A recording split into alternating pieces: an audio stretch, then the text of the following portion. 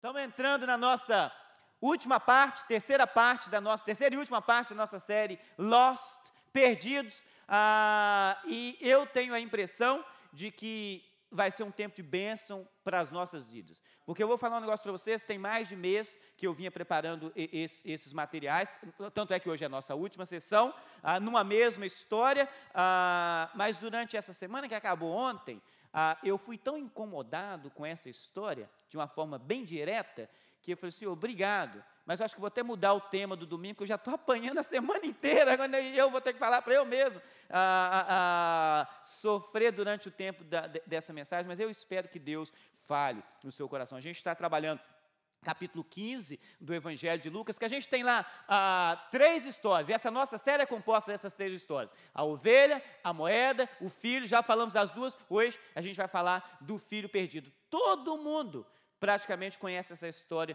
do tal filho pródigo, né? E a ideia que a gente está trabalhando, e o porquê que Jesus conta essas 3 histórias, da ovelha perdida, da moeda perdida, do filho perdido, ele está num bate-papo, ele está diante de 2 grupos de pessoas, e os grupos são esses aqui, os publicanos, grupo 1, publicanos, pecadores, grupo 2, os fariseus e os mestres da lei. Eu já falei disso durante as outras 2 semanas, se você perdeu qualquer uma das 2, ou se você perdeu as 2 outras semanas, vai lá nas redes sociais da igreja, e você vai poder assistir da ovelha e do filho. Publicanos e pecadores, todos aquele povo pecador que andava junto com Jesus, um tanto de comelão, um tanto de beberrão, um tanto de cachaceiro, se você fosse colocar no português bem do que a gente fala no dia a dia, eram as pessoas. Aliás, Jesus era apelidado de comelão e beberrão. E Lucas conta essa história, eu acho isso muito curioso e até interessante. Os fariseus e os mestres da lei, aqueles que supostamente tinham consigo a palavra de Deus. Mas a realidade é que essa turma do grupo 1 e a turma do grupo 2, eles tinham atitudes diferentes, né? O grupo 1 era um grupo de ouvintes, os pecadores, eles estavam ouvindo Jesus. O grupo 2, os que deveriam ter a palavra de Deus, os que deveriam ensinar a palavra de Deus, eles eram críticos, não do povo, eles eram críticos de Jesus. Imagina você, Jesus que inventou essa história, que criou esse negócio, a coisa toda gira em torno dele, ele não estava sendo aceito no negócio que ele mesmo criou. É imaginar que você está indo fazer um jogo, não sei, hoje em dia é mais comum, no mundo que a gente vive, as meninas jogarem futebol. Na época que eu era criança, meninos só que jogavam futebol. E era comum a gente ir para o campo e cada um levava alguma coisa, uns levavam jogo de camisa, outros levavam a bola. A pior coisa é quando o dono da bola joga mal. Porque quando a gente vai tirar ele do time, ele quer levar a bola junto. Ele quer levar a bola junto. Não dá certo. Jesus, que era o dono da bola, ele falava, não, você não vai jogar no time não, porque você não dá certo para poder funcionar com a gente. E primeira semana, o que eu sugeri para você é que você vivesse uma vida com mais amor, com menos rigor. Na segunda etapa, o que eu sugeri é que você tirasse da sua vida todas e quaisquer coisas que atrapalham alguém chegar à pessoa de Jesus. Talvez essas coisas possam ser coisas que um dia foram boas para você, mas que hoje elas já não estão funcionando tão bem. E foi a história da semana passada, eu não vou pregar semana passada, se você perdeu e não sabe por que eu estou falando isso, vai lá e confere. Na história de hoje, eu queria começar com um tira-dúvidas para a gente, porque é a história do filho pródigo. Pródigo, obviamente, é um adjetivo, mas o que quer dizer pródigo? Se você passou 2 dias na igreja, você já escutou alguém falando dessa história de filho pródigo. Se você foi um filho ou uma filha, assim, mais ou menos, daqueles que andam com um pé no mato, um pé no caminho, já foi apelidado de filho pródigo.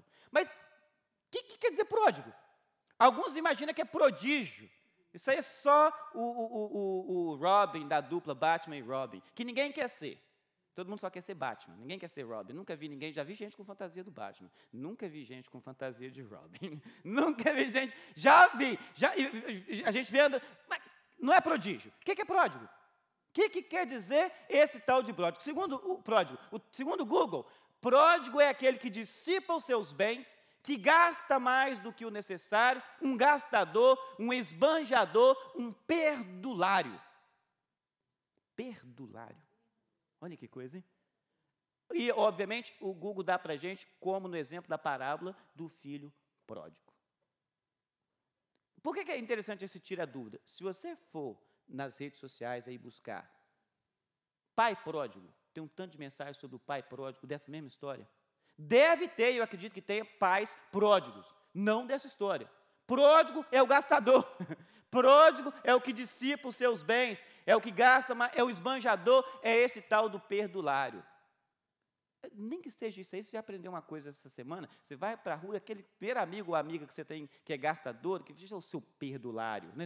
É uma coisa nova, pelo menos a gente aprendeu essa coisa nova. Eu gosto de pensar no pródigo como aquele que é o desperdiçador. Deixa eu falar uma coisa para você, de novo, também como pano de fundo, para a gente poder conseguir pensar hoje.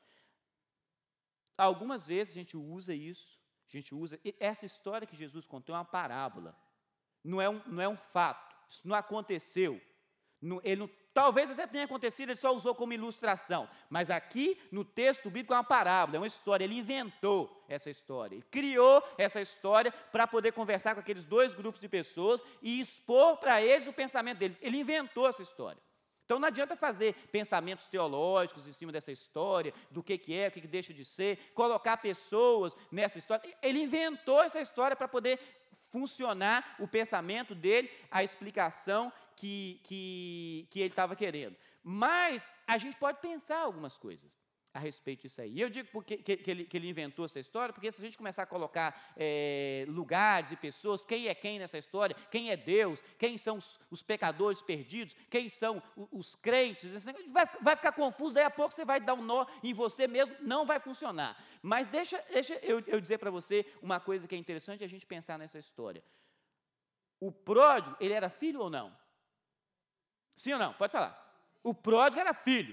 Se você estiver pensando no reino de Deus, ele é parte do reino de Deus.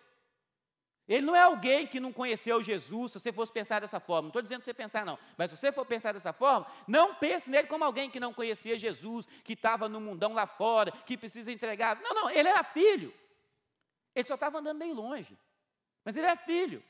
Continuava sendo filho. É uma história, Jesus inventou isso, não é uma ilustração a respeito do reino de Deus e vai ser muito bom para a gente. Mas deixa eu falar uma coisa para você que é filho de Deus, vive no reino de Deus. Quem aqui é filho de Deus? Amém? Quem é filho de Deus aqui? Amém? Amém? Você é filho de Deus. E para todos os filhos de Deus, isso é o que a Bíblia diz, Deus dá algumas coisas, alguns presentes. Que na igreja a gente chama esses presentes com outro nome, dons, presentes. A minha pergunta para você é o seguinte: o que você faz com os que Deus te deu? Como que você usa os que Deus te deu? Deixa eu falar uma outra coisa para você, que é um erro que a gente faz. Eu já fiz durante muito tempo da minha própria vida, até um dia que Deus tocou no meu coração de uma forma diferente, eu entendi que isso era uma forma diferente.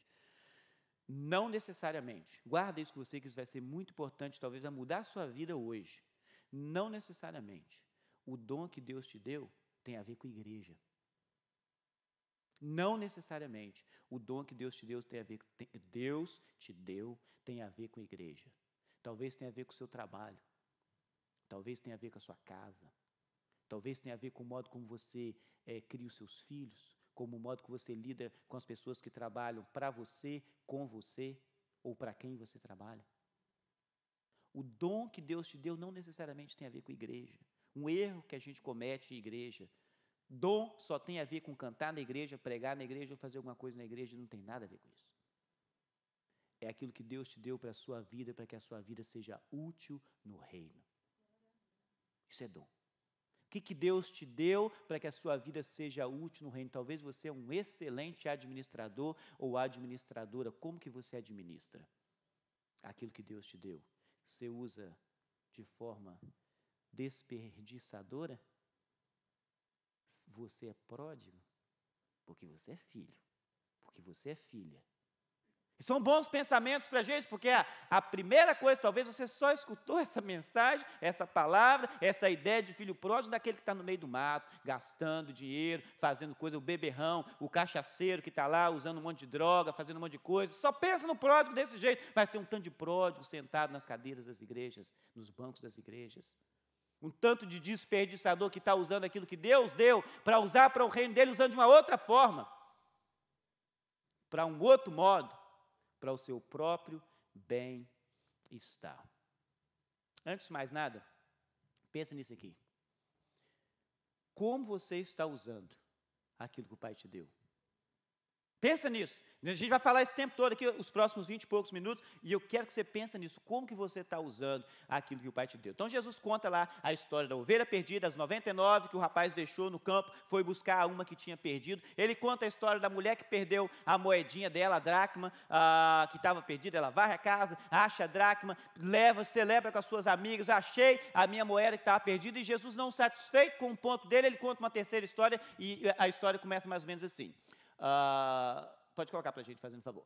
Jesus continuou: um homem tinha 2 filhos. O mais novo disse a seu pai: Pai, quero a minha parte da herança. Assim ele repartiu sua propriedade entre eles. Eu acho isso curioso. E praticamente todas as vezes que eu escuto essa mesma história, é uma curiosidade que soa para todo mundo. Imagine você que tem filhos. Nós todos somos filhos, então eu vou dizer para vocês que têm filhos, alguns de vocês que não têm, eu sei disso, mas você vai colocar na parte inversa. Vocês que têm filhos, seus filhos chegam para você e falam: eu quero a minha herança. A primeira coisa que alguém que está falando em herança está pensando é na morte do dono das coisas.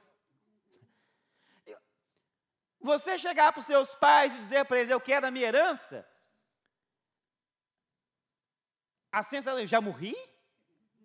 Quer pegar as minhas coisas e eu estou ainda vivo? Tudo bem, você pode fazer um testamento em vida, como é que vai ser distribuída essas coisas, porque depois que você morrer vai dar uma confusão tremenda mesmo. É filho que nem sabia, e tem uns que vai aparecer uns filhos que nem sabia que tinha, e vai querer parte naquele negócio também, e é parte da herança. Mas o filho fala: pai, eu quero a minha parte.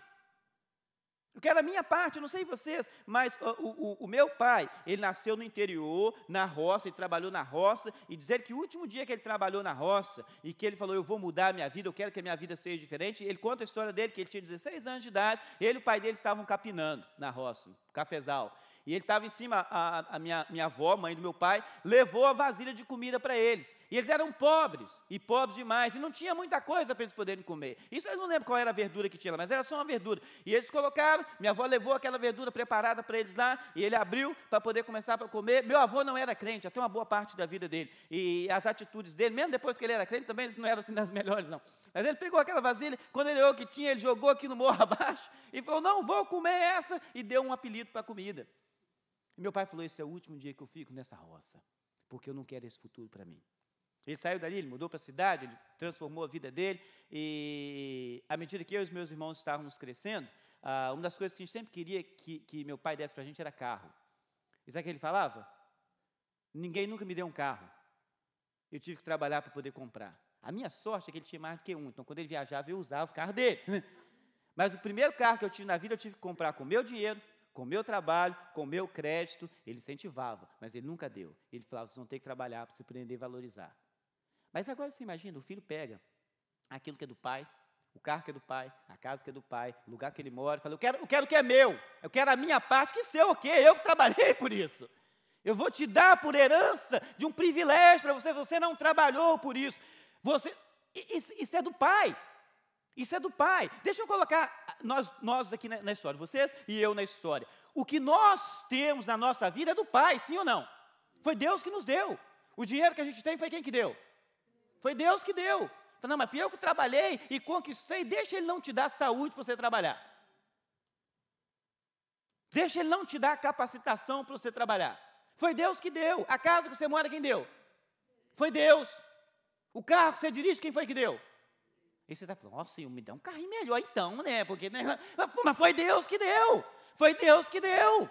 É Ele que deu. Até, você fala: mas esse marido, essa mulher também, foi Deus que deu. É Deus que deu. Foi Deus. Deixa eu voltar então. Deixa eu voltar e te fazer a mesma pergunta que eu te fiz há uns poucos minutos.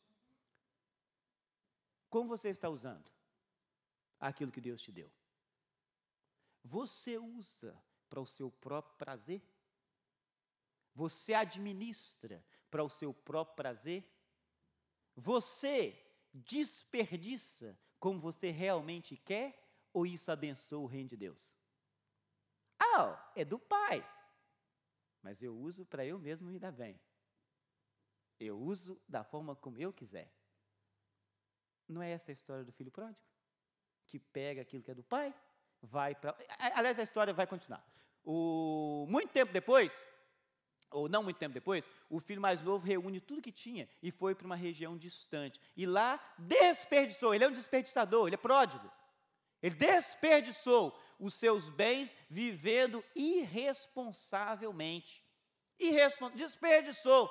Ele desperdiçou.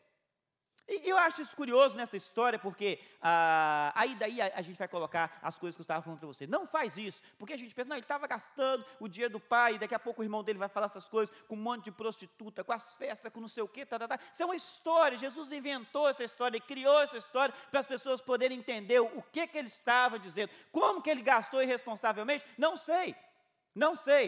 Mas o que é ser irresponsável com aquilo que Deus deu para a gente? Com a forma que Deus, o presente que Deus deu para você, os bens que Deus deu para você, que nem era seu, Ele te deu, é dele, na realidade, é dele. O que você tem, o que você é, entre aspas, porque a gente não tem nada, é tudo dele. Como que eu administro aquilo que ele deu? Esse rapaz está lá, ele gasta o dinheiro, daí a pouco ele já não tem mais dinheiro para poder fazer as coisas que ele queria, ele vai na cidade, procura um dos cidadãos da cidade, ele arruma um emprego com os cidadãos da cidade, e o cara dá um trabalho para ele para poder cuidar de porcos. Aí de novo, vem as ideias teológicas. Mas eles eram judeus, e o povo judeu não come carne de porco, agora ele está cuidando de porco. Isso é uma história, Jesus inventou isso, só para poder marcar um ponto, mas talvez faça ter um sentido para o povo que ele está contando, que o povo era judeu. Eles não comiam mesmo que era carne de porco. E de repente esse rapaz está cuidando de porco. Imagina como é que eles reagiram a isso. Imagina você é pródiga, vai para uma terra distante. E você vai fazer coisa na terra distante, e você mudou, você é brasileiro, você mudou para a Argentina. Você está na Argentina, está morando na Argentina, e de repente acabou o seu dinheiro, você gastou todos os lugares bonitos, nas praias bonitas que tem na Argentina, e te deram um serviço de treinador de futebol. E você vai treinar os meninos argentinos para jogar futebol. Não vou treinar essas meninas, sou brasileiro, eu não vou. Esse rapaz estava fazendo um negócio que ele não gostava de fazer, que ele não queria fazer, mas é uma história, é só para você poder entender como que essas coisas acontecem. Enquanto ele está essa história, ele fala, para que eu vou fazer isso? Para que eu vou me subjugar a fazer uma coisa que eu não deveria estar fazendo? É o pensamento que cada um aconteceria. E Jesus conta na história que ele cai em si, e olha o que ele diz. Caindo em si, ele disse, quantos empregados do meu pai têm comida de sobra? Eu aqui, morrendo de fome. Quantos o quê do meu pai? Empregados. Olha o perigo de colocar isso aí para comparar o reino dos céus. Beleza, se você compara o pai é Deus. Os filhos são quem são esses empregados de Deus? Começa a ficar meio complicado. Deve ser os anjos, então. Os empregados do meu pai têm comida de sobra. Ele cai em si. Deixa eu falar uma coisa para você. Você que talvez esteja usando aquilo que Deus te deu em um outro lugar, de uma outra forma, e não necessariamente, pensa bem, se você quiser ter uma noção, faz o seguinte, o que você fez esses últimos 6 dias, a última semana? O que você fez? Abençoou o reino de Deus? Não importa o que você fez no seu trabalho, o jeito que você lidou com as pessoas que trabalham junto com você, para você ou para quem você trabalha, a forma como você investiu o dinheiro que Deus te deu, abençoou o reino de Deus, você vai responder para você mesmo, ou para você mesma. E você vai saber o que você está fazendo com aquilo que Deus te deu. Deixa eu falar com você. A história desse cara me dá um alerta e me dá uma sugestão. Não espere o momento da crise para cair em si. Sabe por quê? Nós, como seres humanos, a gente cai em si. Uns até falam, eu caí em si, não, você cai em você mesmo, eu caí em mim. Você não tem como cair nos outros, não, pelo amor de Deus, não faz isso. O cara cai em si quando o filho está doente, quando a mãe está doente, quando o pai está doente, quando perde o emprego. O cara cai em si quando já não está mais conseguindo fazer as coisas. Não espera cair em si para poder... Não espera a crise, desculpa, para você cair em si. Caia em si antes da crise. Porque o que você tem foi Deus que te deu para abençoar o reino. Amém? Amém? O seu emprego é para abençoar o reino. O seu dinheiro é para abençoar o reino. Os seus patrões são para abençoar o reino, a forma como você lida com seus patrões é para abençoar o reino, a forma como você lida com as pessoas que trabalham para você é para abençoar o reino, a forma como você lida com as pessoas que trabalham com você é para abençoar o reino. E deixa eu te perguntar, nessa última semana você abençoou o reino? Ou você foi pródigo? Ou você desperdiçou aquilo que Deus te deu de forma dissoluta, irresponsavelmente? Esse rapaz toma, ele toma uma decisão, fala, não, eu não posso ficar aqui, Na verdade, ele decide voltar, ele prepara um discurso, olha o que ele fala, me porei a caminho, ele fala isso aí com ele mesmo, não sei se ele pensa, se ele falou alto, quem fala alto, que já está na situação, imagina, o cara está cuidando de porco, começou a falar alto, quem está olhando, fala, tá doido, né, ficavam sozinho, então talvez ele só pensou essa história, mas ele fez esse pensamento, me porei a caminho, voltarei para o meu pai e lhe direi, pai, pequei contra o céu e contra ti. Não sou mais digno de ser chamado teu filho.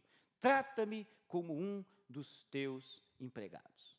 Eu fico imaginando esse negócio. Imagina um rapaz propondo esse discurso. Quantas vezes ele ensaiou esse discurso? Vou chegar lá, de repente meu pai vai me dar um ralo, porque eu gastei o dinheiro que era dele.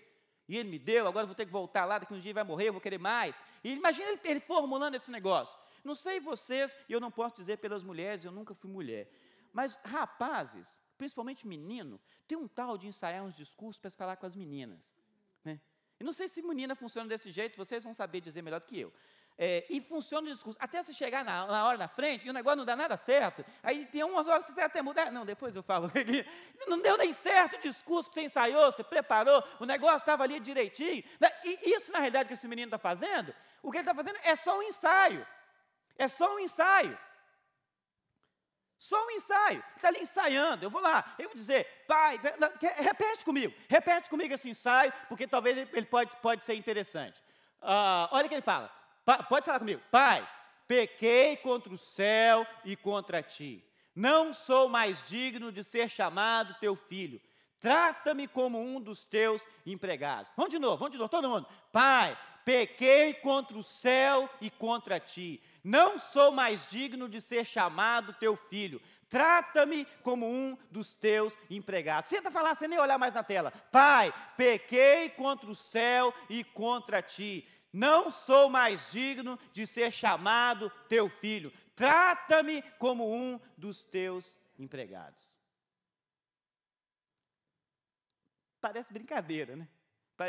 Mas talvez essa seja a sua realidade.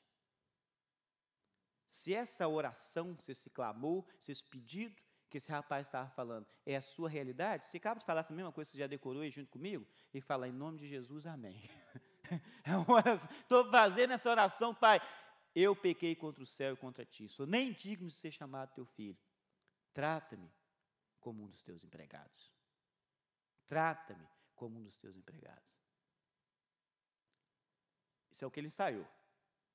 Ele levanta, ele vai a caminho, e a história vai continuar e vai dizer para a gente lá que o pai já encontra com ele no caminho. Ele ensaiou toda aquela frase. Como é que é a frase que ele ensaiou mesmo? Pai, pequei contra os céus e contra ti. Não sou mais digno de ser chamado teu filho. Trata-me como um dos teus empregados. Repare o que ele vai conseguir dizer na hora do pra valer, quando ele chega para o pai. O filho diz, pai, pequei contra o céu e contra ti. Não sou mais digno de ser chamado teu filho. Ele para por aí. O pai já manda dar uma festa, já coloca um anel. Coloca um anel no dedo do menino. Coloca sandália no pé dele. Vamos dar uma festa. Pega aquele bezerro gordo que a gente tem lá e eles começam uma festa. Aliás, eu falei isso nas outras semanas. As histórias de Jesus, ou mesmo as coisas que acontecem com ele, tudo termina em festa. E é festa de arrombo. E o negócio é para poder fazer barulho. E tem muita coisa acontecendo. E é isso que ele faz. O rapaz nem consegue terminar de dizer. Eu estou lendo aqui da Nova Versão Internacional. Se você tem digital, ou mesmo em papel, tem umas notas de rodapé dizendo o seguinte, alguns manuscritos, ele consegue dizer o resto da coisa que ele ensaiou, mas a maioria das versões que tem, não tem isso, ele nem conseguiu dizer, ele nem conseguiu terminar aquilo que ele tinha ensaiado para poder falar com o pai. Tem um pregador que eu gosto, o nome dele é Tony Campolo. E ele fala uma coisa nessa história, que quando o menino começa aquela história, o rapaz começa aquela história, o pai fala, filho, cala a boca, cala a boca, cala a boca, vamos para a nossa festa, pode parar com esse discurso. E essa é uma realidade, isso não é uma analogia do reino de Deus, mas de uma certa forma é assim que acontece. O pai, ele espera a sua iniciativa, mas ele já conhece o seu coração. De repente, você aqui nessa sala, você que está me assistindo online, você é alguém que estava gastando ou está gastando de forma irresponsável aquilo que Deus te deu. Os seus talentos, os seus dons, o seu dinheiro, a sua capacitação. Tudo é Deus que te deu. Pensa naquilo que você sabe fazer. O que você sabe fazer é Deus que te deu para o reino. Isso é dom. Isso é o que Deus te deu. Fala, mas eu não tenho dom nenhum. Que não tem dom nenhum, você não estaria nem vivo, nem viva. Porque Deus te deu. Não caia no erro de imaginar que dom de Deus tem a ver somente com a igreja. Dom de Deus tem a ver com a vida. E com aquilo que você faz. Com aquilo que você faz. Deus já conhece o seu coração. Talvez quando você preparar aquele discurso, aquela oração, a gente faz isso. Eu conheço a história de alguns de vocês aqui, conheço a história de alguns que estavam nos aviões voando para cá, falaram, Senhor, se o Senhor me permitir chegar nessa terra e fazer as coisas diferentes, eu vou me comprometer com o Senhor, eu vou fazer isso, eu vou fazer aquilo. E é isso que Deus está esperando de você, é a sua iniciativa, Ele não vai nem deixar você terminar o seu discurso. Ele já fala, vem para cá, filha, vem para cá, filho, vamos dar uma festa, você estava perdido, mas agora você já pegou a ideia, a gente vai trabalhar essa ideia, e nós vamos fazer uma festa de arromba, e aliás, a história vai continuar, a festa está rolando, e o texto continua dizendo o seguinte, enquanto isso, a festa era lá, enquanto isso, o filho mais velho estava no campo. Alguém tem que trabalhar, né? O filho mais velho está no campo. Quando se aproximou da casa, ouviu a música e a dança. O texto bíblico tem coisa escondida nele. Eu gosto dessas coisas que estão escondidas. Como que você escuta dança? Você escuta música, é fácil. E eu imagino que essa família, eles não eram batistas. Né? Porque, tipo assim, né, talvez se fosse da nossa igreja, a música até que escuta de longe. Né? Eu estou escutando, tu está bum, a música. Mas a dança, os caras têm até cintura dura, né? Sabe nem como é que funciona, não sabe nem a dança, como é que é o negócio. Eles deviam se assembleando, que negócio, a dança, está rolando, o negócio está quente, está bom, e o grito ali. O filho escuta a dança, ele escuta a dança. Eu fico pensando, como é que esse negócio de escutar a dança, né? Não sei como é que é o negócio, devia ser um arrasta-pé, e o negócio está batendo no chão. Ele estava escutando a dança, não só a música, mas como ele escutava a dança. E ele pergunta, aí olha como entra a história. E o pródigo, o gastador, a gente sabe, ele estava perdido, estava longe. A história vai terminar assim, a gente sabe disso. Mas esse mais velho que estava no campo, ele chega, a casa é dele. Quando você chega na sua casa e tem um barulho acontecendo na sua casa, você pergunta para os vizinhos o que está acontecendo na sua casa? A não ser que seja um quebra-pau, né? Será que está acontecendo? Antes de eu entrar, deixa eu ver o que está acontecendo nessa casa. Ele pergunta para os empregados, ele pergunta para o servo, o que está acontecendo aí? A casa é dele, ele mora lá, mas ele não entra. Ele pergunta, o que está acontecendo? O que está acontecendo? E o empregado fala com ele, cara, seu irmão voltou, seu pai mandou matar. E eu acho que o texto, ele usa um artigo definido. O bezerro gordo. Não é um bezerro gordo. É o. Ele sabia exatamente do que ele estava falando.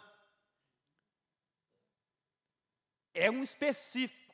Talvez os caras estavam curtindo aquele bezerro, pensando na picanha que eles iam cortar dele. Sabendo todos os detalhes, nós vamos fazer, e seu pai mandou matar o bezerro gordo. E está fazendo essa festa, o cara fica bravo. E eu acho, aliás, eu gosto de chamar esse irmão mais velho, ele é o pródigo camuflado. Né? Ele queria gastar. Eu iria usar uma outra palavra, mas eu achei que ela pudesse ser, talvez, ofensiva. Eu queria usar uma outra palavra. Camuflado, ele queria gastar o dinheiro do pai. Ele queria fazer as coisas. E ele, na verdade, o pai quer que ele entre, ele não entra, o pai vai conversar com ele, e ele fala com o pai o seguinte, pai, eu vou falar com o seu negócio. Eu trabalho igual um escravo para o Senhor. E nunca desobedeci uma ordem sua sequer.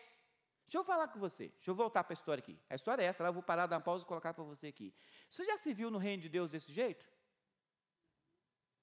Estou fazendo para o Senhor, não desobedeço uma ordem sequer. Você já teve aquela sensação de que você está fazendo as coisas sozinho ou sozinha? Eu estou fazendo isso sozinho, não quero mais fazer, não desobedeço, o Senhor manda fazer. Eu estou falando isso para você porque eu já falei isso. Eu já agi assim. E de vez em quando as unhas querem apontar, as garras querem apontar, e você começa a querer ter essa sensação de que eu estou fazendo sozinho. Ninguém aparece para me ajudar, não estou desobedecendo uma ordem sequer. Você está fazendo como se fosse escravo. Está fazendo como se fosse empregado. Esse filho estava... Aliás, eles falam isso. Eu trabalhei como escravo teu. Qual o salário de escravo? Nada. Se eu trabalhei, não estou ganhando nada. Eu já fiz essas orações estúpidas de dizer, Senhor, não estou ganhando nada para fazer isso não. Ou então muito pouco, que não vale a pena. Eu não estou ganhando nada, que eu estou fazendo isso sozinho? Igual escravo para o Senhor e eu não tenho nada? O filho reclama. Ele fala, esse tempo todo o Senhor não me deu nem um cabrito para eu fazer uma festa com os meus amigos. Nem um cabrito. Agora, imagine ele olhando lá para o bezerro. Né? O bezerro. Imagina a raiva que ele estava. Imagina a raiva que ele estava. Deixa eu colocar num pensamento bem para a gente aqui e nas coisas que a gente faz. Numa ocasião, e eu mencionei ela agora há pouco, que eu falei a respeito desse irmão, do mais velho, uma das coisas que eu gosto de pensar nele são nos crentes velhos, que estão na igreja já tem um tempão.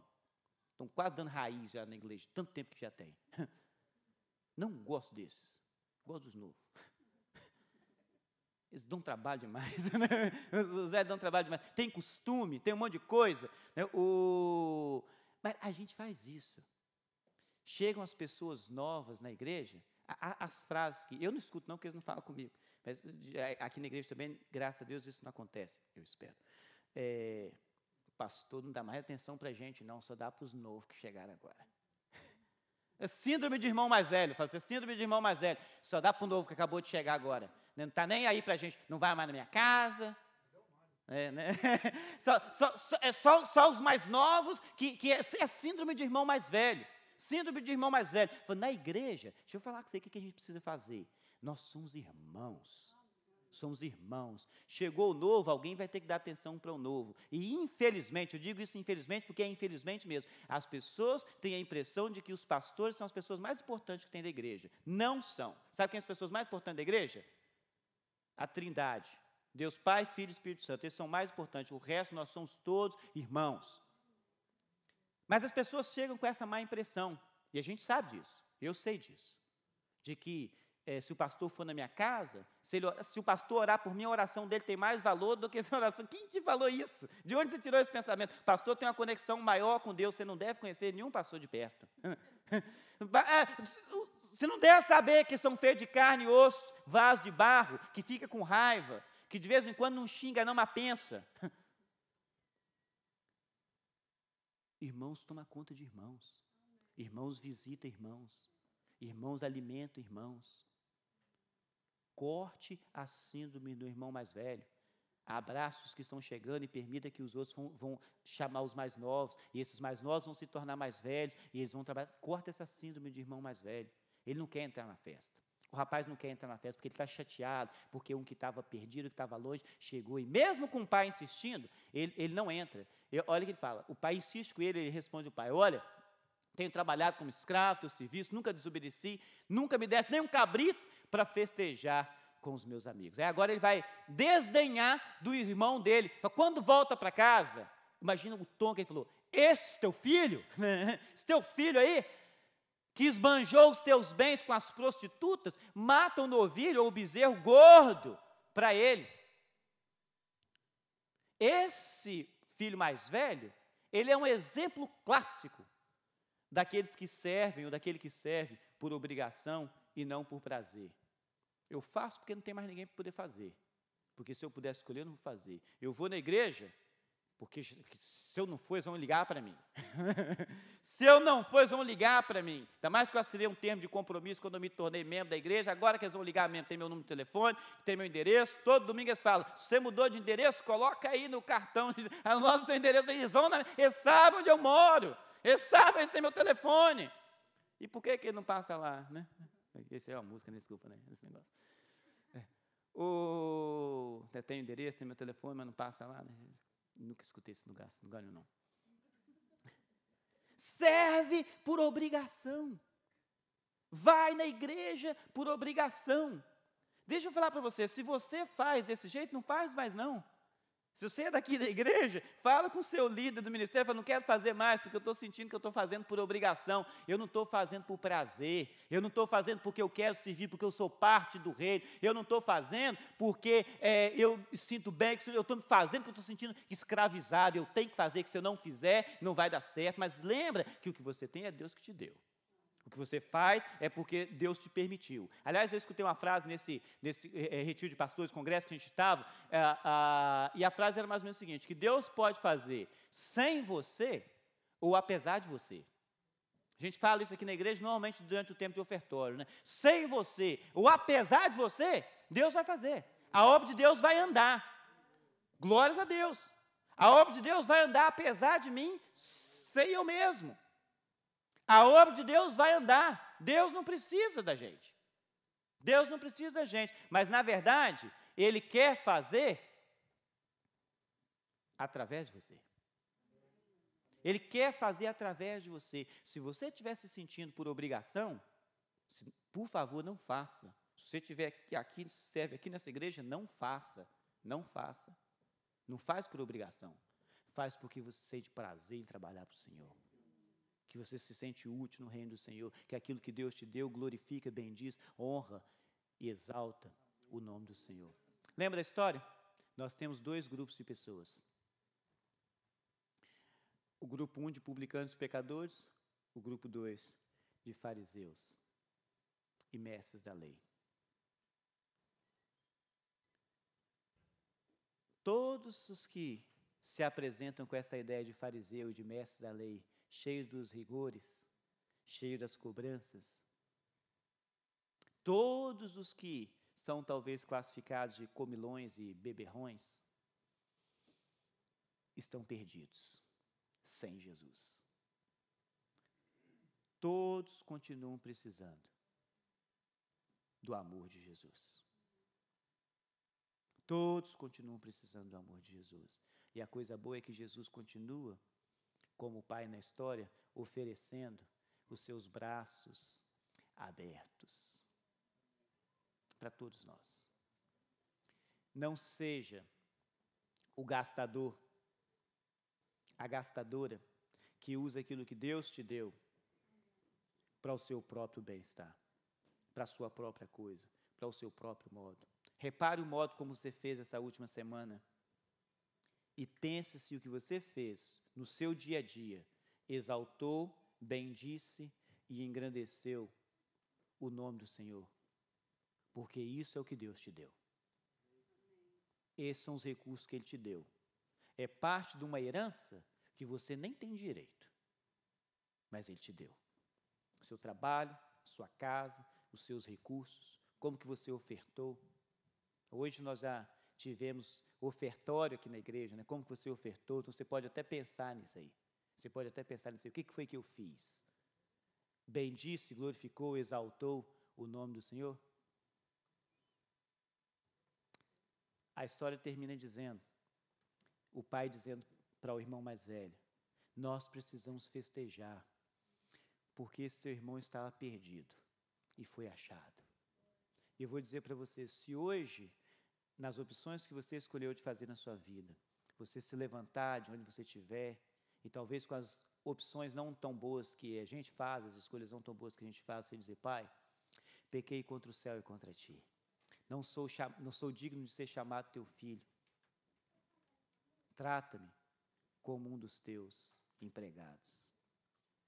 Em nome de Jesus, amém. Porque eu quero ser útil para o seu reino. Eu quero ser útil para o teu reino. Eu quero ser útil para o teu reino. Amém? Amém. Vamos ficar de pé. Orar ao Senhor.